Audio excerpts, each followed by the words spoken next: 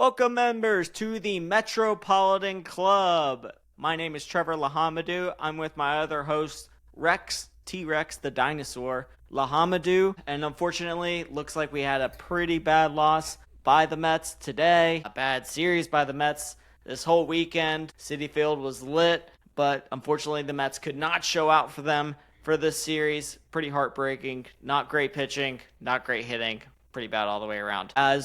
As we know, the world's completely turning on its head, as Mets fans would put it. But the world isn't actually ending. I'll let you know we're still a very good team with very good players, and we'll continue to be good this season. I'm kind of glad it happened now. Get it out of the way. There's always going to be some ups and downs through the season. In my eyes, it's going to get better from here. What do you think is going to happen from here on out, Rex? I think we'll be fine. It was our first time getting swept all season, so we're fine. Played a hot team and just didn't work. Yeah, Tampa Bay had everything working for them, it seemed. Yeah. They stung us. It stung real bad. I think some people actually were reporting there was an earthquake. Really? In Citi Field? Yeah, Queensquake, as they would put it. I don't think it's as bad as that. I don't think there was anything that, I don't know. This might be blown out of proportion a little bit, in my opinion. But, yeah, it happens sometimes. We're going to lose some games. Let's go over this first game. Looked like the Mets had it at the beginning. Jonathan Randa hits that solo home run to start off with off Clay Holmes. Clay Holmes looks pretty good. Mets end up tying it up. Starling Marte hits a singles and a run. Tyron Taylor ends up beating out a double play ball, and the runner comes in with the bases loaded. And yeah, it just looked like we were in control. Juan Soto also walks in a run. Marte once again 2-run single, and we go into the sixth up 5-1, and that's where it imploded completely. We take Clay Holmes out of the game, and this is exactly what I said the Mets should do, and it did not pan out. I like the thought process behind it, though. Bringing in Clay Holmes, who can't pitch very far into games, and putting him out for Paul Blackburn once he hits that 80, 85 pitches. That seems to be his limit. When he starts to slow down, is less effective. Paul Blackburn did absolutely awful. PitchCast had his spin rates down completely on every single category. Seemed like he lost control as well. And then he also just was hitting the plate too much. Everything was bad for Paul Black. Yeah. I think it was a 2.18 ERA for this series for him in that game. But hopefully he can pick his starts back up because he's starting soon in sing a spot. Don't know which game. He needs to do better than that. Yeah, I mean, I thought it might be a little bit out of scope for Paul Blackburn to be doing that well when he pitched against the Dodgers. I think he had a shutout. At least that's what I remember. Maybe one earned run. But shutout too. Yeah, and I think it was just an anomaly. It seemed like all series, though, by the way, the Rays just they weren't hitting the ball all that great. I mean, there were some home runs. There were some good hits. They beat us. I'm not going to lie. But there was some lucky breaks I think they had. It seemed like a lot of balls hit off the end of the bat, ended up in no man's land in field. They kept beating out ground balls, getting all these blue pits. That's baseball for you. It happens to the best of us. It happens to the worst of us. So there ebbs and flows through the season. It is what it is. Blackbird comes in. He gets out real quick. I think that he went through. I think he had one out on that whole inning, if I'm not mistaken. Let me go look. Great podcasting. It was one. You're good. Yeah, he had one out that whole inning. Kranick comes in. He gives up another couple runs. I don't know if he had an earned run there or not, but either way, just wasn't great. Not a great start. Not a great start. Not a great game by Paul Blackburn at all. And Max Kranick didn't do well really this series. Yeah, and the Mets had a couple chances. It seemed like to come back in that game. They got the bases loaded twice, stranded runners in both those innings, in the 7th and 9th innings. And man, did you see Juan Soto? Did you see his Yeah, the ball that he almost hit out. I thought that was gone. I mean, they were saying on the, I think, broadcast. Gary, Keith, and Ron, or I think it was just Gary and Ron today, but they were just saying that the wind was just blowing in. I think it would have been out on a better day, and that's just baseball for you. That happens. but it was heartbreaking to see. Like right off the bat, it looked like that was gone. And I think even Alonso had a hard hit ball this game too at the beginning, and he was like, What is going on?" He almost got hit by a pitch in the head, and then he hit a double the next pitch on a 2-1 count. Yeah, I mean, that was huge for him. I remember seeing that and thinking, okay, very good, Alonso, please. Because he needs to get stopped. They need to stop pitching him inside so much. And if he could put a stop to it early, good for him. Maybe they'll stop doing it. They'll see that on the analytics and then when they're going over how to pitch Alonso the next day. So, yeah, that was game one. It was a heartbreaker. Bullpen didn't do great. And the Mets left 12 stranded. And not too much fun to watch as a Mets fan. We go into game two. I'm like, that happens through the season. You get a close game and then lose a close game every once in a while. But man, the Rays they didn't back down. McGill, once again, spin rates were down. Control was off. It was completely psychological, in my view, of how McGill did. He just completely lost it, and there's nothing that he could do. It was as if it was out of his control once it hit to the fourth inning. Yeah. He can't field a ground ball either, apparently. Why would he even look home on that? I think he was just in his head. I think it was completely psychological. I think it's not like everything was really bad up until that inning. It just happens. He has these innings every game, it seems like. If he can get out of those innings, it's great. But sometimes his inning is just terrible and it ruins the game. This ruined the game. Like the Mets lost this game because of that inning. And yeah. he had a wild pitch too. It seemed like he would get 2 strikes and all of a sudden lose it. It was not fun to watch because you just feel like he's struggling right now. And you feel for a guy like that when that's happening. Yeah. He would get the 2 strikes and either throw a wild pitch, get in a hitter's count, like a 3-2 count, or not a hitter's count. A pitcher's count. Yeah. Yeah. But totally he'd be in a pitcher's count, and then he'd throw a couple of balls in the dirt, and then he'd leave something over the middle of the plate so they could hit it. 100% agree. The Rays bunting for these RBIs too. I mean, getting all these dinky hits. It was so frustrating. It was. Let's turn the page from that. I mean, what are you gonna do? So at the end of the day, the Mets answered. The baby Mets. Brett Beatty and Ronnie Mauricio both hit home runs. Brett Beatty notably hit like 115.6 miles per hour. I think he had the highest velocity of a home run on that day, at least. Probably one of the highest of the season. 115.6 is pretty hard to get. So good for Brett Beatty. Hopefully he's getting back into it. Ronnie Mauricio, he did hit a home run. He also looked really bad at times. He did have a hit in the game today, Thursday game. Yeah. He pinch hit for, is it Beatty? I think it was Beatty.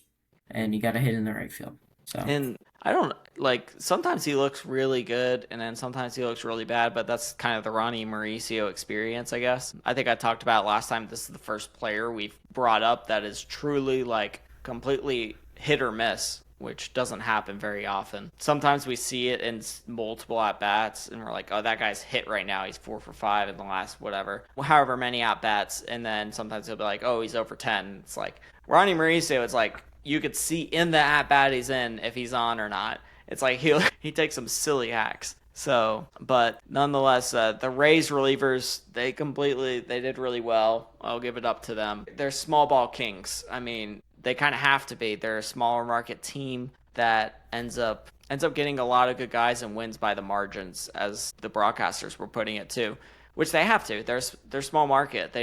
It's not like they have all this money to go spend, and they're in division with the Red Sox, the Yankees right now, and the Blue Jays look decent. Orioles are usually pretty decent. So they have to do that in order to keep up with the Joneses, so to speak. Let me explain a little bit about the spin rate. So earlier I was talking about spin rate. So when you're throwing a baseball, you put some spin on it when you have different pitches, notably more whenever you have a sweeper or a curveball or a slider. Those kinds of pitches have more spin on it. So when I say a guy doesn't have as much spin on all his pitches, it means it's not moving quite as much, which you want it to move because you don't want the batter to hit the ball. So when you see these guys have all these spin rates down and through the whole game, it kind of makes you wonder, is MLB up to this? It seemed like there were some dead balls, I'm not going to lie, through this whole series, and I've been suspecting it.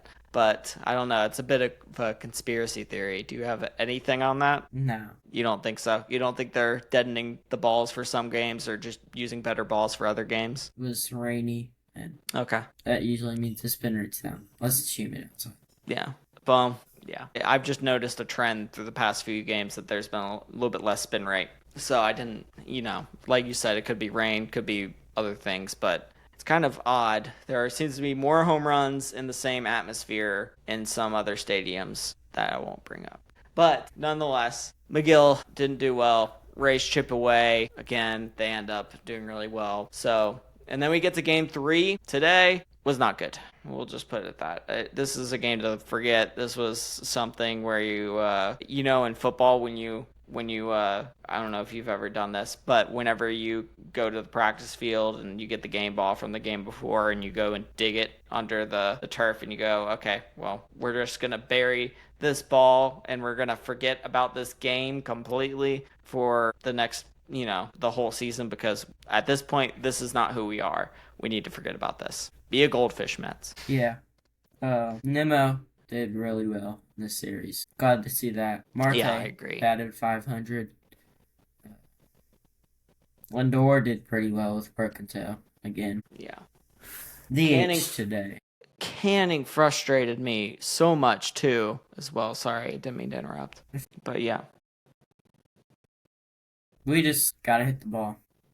Runners just make contact. We were talking about it the last few podcasts. Runners in scoring positions, but we're beating a dead horse at this point. But it's true. We need to hit with runners in scoring position. Otherwise, we won't score any runs unless we hit home runs.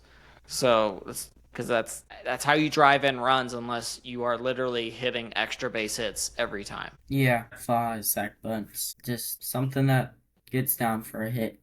So, or a sack fly, like I said, that's all we need with runners in scoring position. I can't remember a series like this where it just seemed like we would get so many runners in scoring position, and it was like, my gosh, if we could just do all of this in the same inning instead of taking 2-3 hits or 2-3 times people get on base and then getting no runs, why can't we just all put it together in the same inning? And then the Rays are the exact opposite, and it was just like, it's like everything we wanted the Rays were doing and everything that they wouldn't want, the Mets were doing. And it was so frustrating to watch. Yeah, I mean, the pitching's got to be better. And maybe our pitching isn't that great.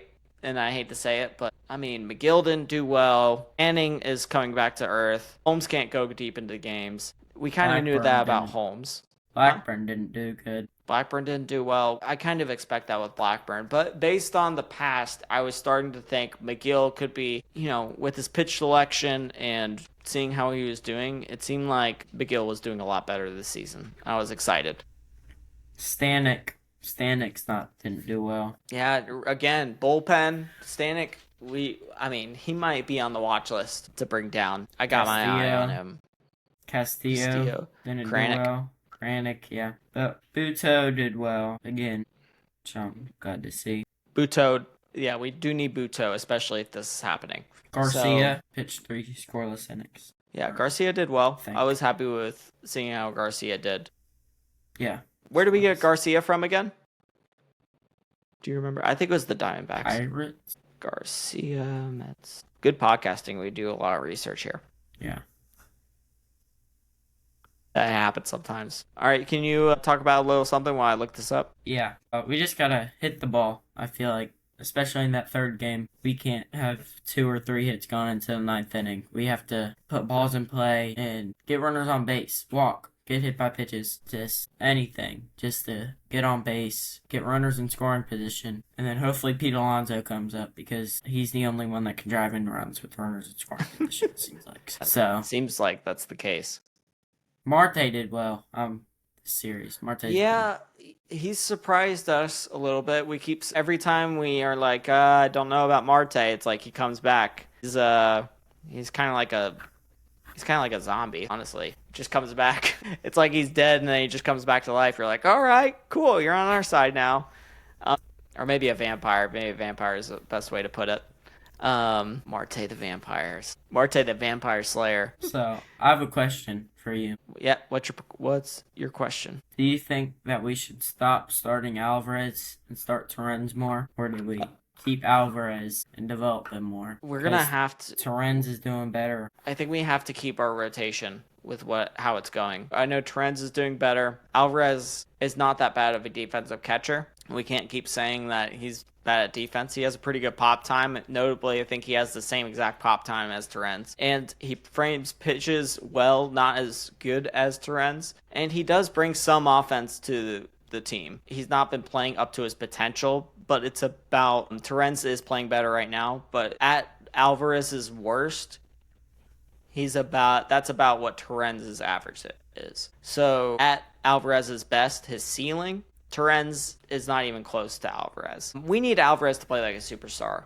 I think we forget that Alvarez was the top prospect in the MLB. In a class that had a ton of players. I know it included Corbin Carroll, for example, and some other all-stars that are fading me right now, but they're all really good players. We need to stop acting like Alvarez is just an average catcher. He should be a superstar, and he's got to play up to his potential. I understand he is, and I'm frustrated, but at the same time, you have to understand he's still young. Adley Rushman was still in the minors at this point when he got brought up, when he was Alvarez's age. Did you know this?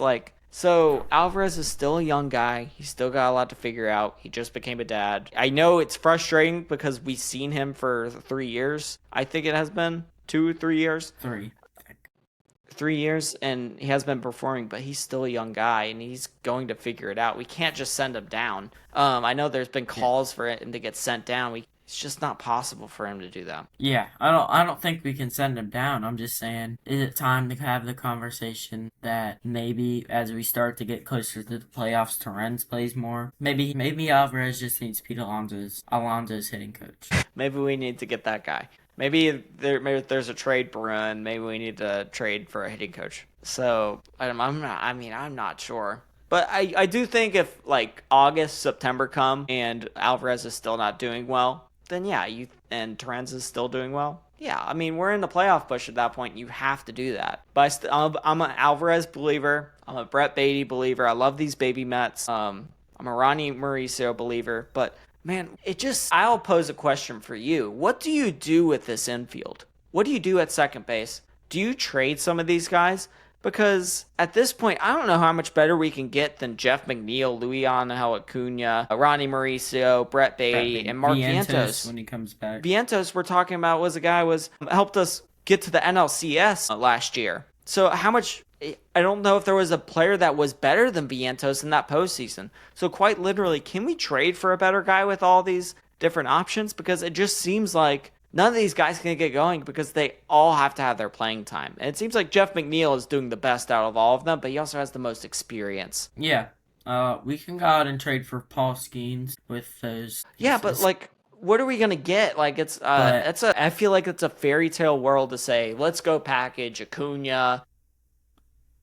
I don't think Acuna, whoever, 3 guys, I guess, and then go get a major superstar. Nobody's going to do that trade. Nobody's going to, all 3 of them for Corbin Carroll. They're not doing that trade. Can Acuna not play center field? I thought he could. I think it's a possibility. And Mauricio can play left field, so I'm okay with McNeil at center field. He actually hasn't looked terrible out there. McNeil can be in center field. One can DH when I don't know if Marte's going to play next year. No, Marte's got to be gone. Or we trade him. I don't know if he's on the final year of his contract. He's just losing power, and he's not as fast as he used to be. Yeah. He can't really play the field. He's good for the team, but pretty well the past couple series, especially this series. Yeah. Let me ask you this. Would you rather have J.D. Martinez of 2 years ago, not the one that was on the Mets, or would you rather have Starling Marte of this year? J.D. Martinez. And J.D. Martinez never played the field, just like Starling Marte isn't. So are we valuing Starling Marte to the point of J.D. Martinez? Because nobody was wanting to sign this guy. I don't know. I don't know what the right answer is. Because at the same time, he's too good to be not on an MLB team, but he's also too old. Yeah. So. Do we go out and get Luis Robert or Cedric Mullins, do you think? Because there's been trade talks. Luis Robert, yeah. I would love Luis Robert.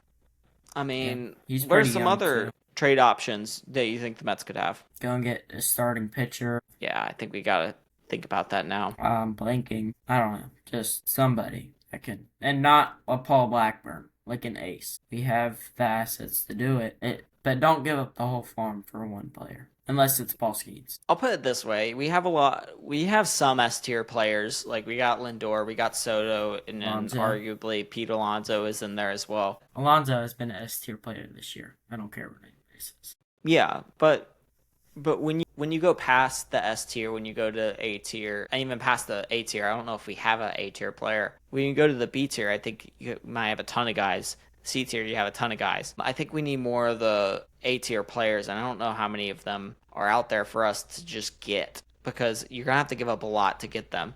I mean, I know everyone says it. Everyone's like, well, the prospects usually don't amount to anything. You don't amount to anything. These guys usually do amount to something. Almost every time, it seems like, whenever it's a really good player. Look at Javi Baez with Pete Carl Armstrong. Look at what the Nationals got with Juan Soto. It seems like these prospects are working out if they... Look what we got with Acuna and Chukwuemeka. Yeah. I mean, it looks like the Acuna trade turned out to be pretty good for us, at least. I mean, granted, at the time, it just felt like a loss because we lost a lot of money. But Acuna helped us. We wouldn't have been in the postseason if it wasn't for Acuna, because we won that Philly series. That was huge. And when we had Lindor out, Acuna came up huge. So we have to remember these things.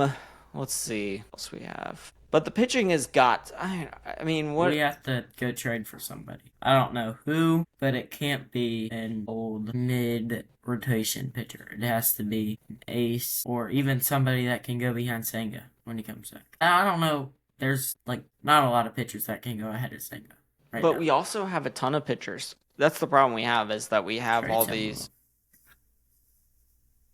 what can we get, We're going to have to get rid of a lot of these guys. Like, Paul Blackburn's not going to be on the team if we get an ace. More likely than not. Frankie Montas might not be. Frankie Montas better be. Frankie Montas would be one of our better pitchers right now. I don't like Frankie Montas. I love him. I think he's perfect for Jeremy Hefner. He is the perfect pitcher for our pitching coach. And apparently it's come out, I forgot his name, but there's another guy who helps with the pitching, and apparently he's very good with grips, helping with spin rates. And really getting the most out of those guys. And you can see that Frankie Montas has it. He has that spin rate. It just seems like he just doesn't have the finishing touches. Like, it's just it's just not enough to where he's not getting it. He needs to mix his pitches a little bit better, and he needs to get his spin rate up. And that's perfect for the Mets. That's what we need. Those are the guys we ended up doing well with, like Manaea, Severino. Yeah. Guys like that. Sorry for interrupting, but Sean Manaea had a rehab start today. I think he went 2 2/3 of an inning, 5 earned runs, 6 runs, something like that. 56 pitches. Well, at least he pitched. That's the most he's pitched yet, 56 pitches. So I think he has 2 more starts in Syracuse. Yeah, I agree. I agree. Sorry.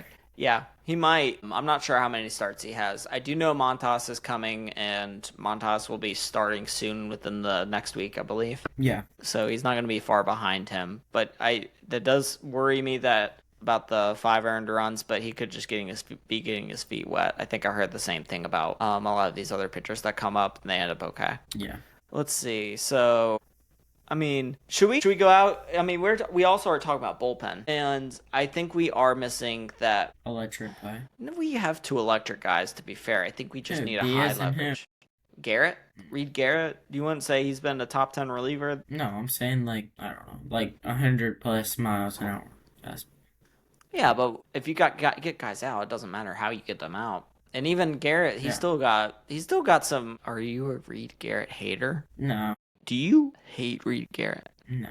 Okay, good. I'll tell you who I do hate, though. Who do you hate? I hate Diaz. Actually, no, I don't. I don't know who I hate. Okay, good. We don't hate on the Mets. Only Jeff McNeil. We're the happiest team. Only Jeff McNeil. Only Jeff McNeil. He had an okay series, I believe. Nothing special. Yeah. Let me check his stats. He batted 200, didn't it? Yeah. With 2 singles, no extra base hits, no RBIs. I think he walked. 2 walks, 1 strikeout. So about 1 hit by pitch. Nothing crazy. Nothing too bad though. Yeah, played all 3 games. You got on base 5 times in 3 games. That's pretty good. 4. Or yeah, 5 with the hit by pitch. But that's where, yeah, this is what the Mets want to be, is what the Rays were doing, and we weren't doing those same things. We weren't winning by the margins. We have the superstars, but we also want to be good at the analytics department. We want to be good in the small ball type of things. Are we doing the little things? And I don't think we are doing the little things very well, at least not this series. And maybe this is a wake-up call to the guys, because Brett Beatty, I said he was doing really well. Of course, didn't do well this series defensively, at least. He made a couple mistakes, and notably, I mean, you also, this last game just felt weird without Lindor at shortstop. I don't know how you felt about that, but yeah, it's weird when you see Acuna at shortstop, it's instead of Lindor. I know he was DHing, but the vibe was off. Yeah, it just felt weird. But have you seen the drawings in Citi Field? The drawings on the jumbotron when they come up.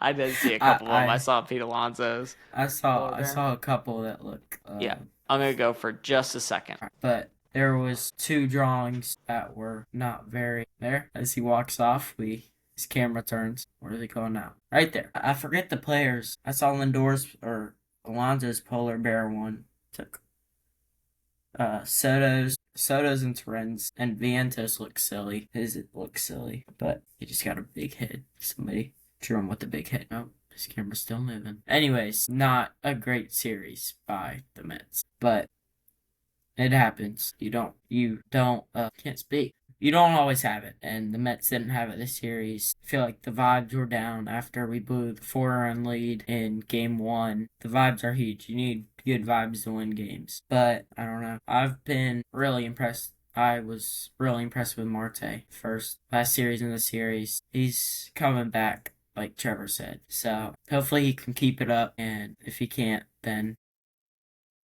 All right, we're back, folks. Sorry, I had to go help my wife. She ended up having the first cramp in her leg in her entire lifetime. Good for her, also bad for her. We were talking about the drawings. I saw Pete's drawing of the polar bear. That was pretty wild. Now, what were you saying? Mark Vientos had a very big head in his drawing. I have a photo of it. There was a lot of fun ones that I saw as well. I don't know if you can see it, but that's Mark Vientos. I did see that one. I think they used those in the past. Did you see all the kids at the beginning of the game? That was really special to watch. I saw Nimmo talking to the one girl. Yeah, that was. Nimmo just seems like such a nice guy. He's always on the ball. He's always throwing the ball to the fans. He's always playing with the crowd. He's always smiling. There's nothing. I feel like Nimmo's like the perfect human being, quite honestly. Just embodied. He's just got like a bright light all around him at all times. How can you hate him? I mean, I'm sure there's other teams that do. I mean, if Nimmo has hit a walk, if there was a guy like Nimmo that hit a walk off against my team, that would almost make me not like him more, because he is such a nice guy. I don't like Freddie Freeman and people, but he's a nice guy. I just don't like him. Yeah. Because he's played for the Braves and the Dodgers. Yeah, exactly. It just happens sometimes. We end up. Yeah, I understand. I don't know what it is. It's like you don't like them, but you know they're good people. It almost makes you not like them more because they are good people. Yeah. Let's go back. Let's go back to seeing. All right. So maybe next podcast we can talk about a little bit about trade targets. Maybe the Mets can have, because I don't even know who you go out and get at this point. Maybe I mean, it's always good to get better players. Don't get me wrong. All right. Don't get it twisted. We should get better players anytime we can, but I don't know what we can trade to get them, because we can't just package 3 second basemen with each other to go get the ace that we want, like Chris Sale. Like, it's not possible. Yeah. This isn't MLB The Show. They're not going to take want Chris Sale, to be honest. My point is that there's going to be no MLB team that's going to say, hey, look, there's 3 guys that are similar players that play the same position. Yeah. They're not going to do that. They're pretty realistic. One plays left field. One could play a corner of the outfield, and the other can play the other corner of the outfield. But the other can play shortstop. Yeah, it's great to have. It's good to have depth, but I feel like it gets these guys, compared to past Mets teams, you just felt like guys had a whole season to just get going. They could get going. It's opposite this year. It's like we got a lot of guys with fresh legs all the time, and they always got to be thinking about when I come in, I got to do the most with what I have. So it's a different mentality. Like when Pete Alonso came up, it was like Pete Alonso's show. Here you go. Yeah. When any of these guys get brought up, a lot of these older guys got brought up. It was like, okay, here's the keys. Jeff McNeil was another one. It was like, here's the keys. You didn't have to worry about playing time. It was like, he's better than the next guy. So good for the organization to get to this point. Yeah. When Alvarez came up, though, he was like, we were like, yeah, that guy's. Yeah. But he's still competing for playing time. You know, Torrens is playing well, and I think what we're doing managing them is a good thing. It seems like every third game, Luis Torrens is playing. Yeah. Which is fair. Yeah, so the Mets were 2 for 16 in risk for this series. Not very good. Alonso ended up hitting really well, like you said.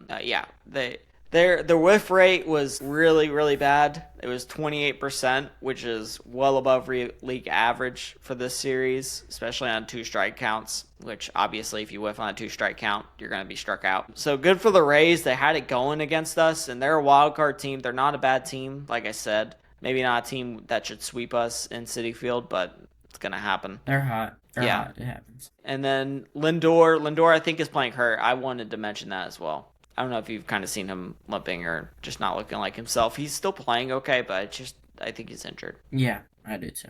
I mean, he played on an injured foot, injured toe. So. All right. I got this question in, and I wanted to pose it for the last few minutes of the show. Can you name a Mets player that has played both catcher and third base? I bet you cannot. I can name one that's played catcher and first base. Both catcher and third base. Who do you think? All time or just anybody? Anybody who's played catcher and third base. Not for the Mets.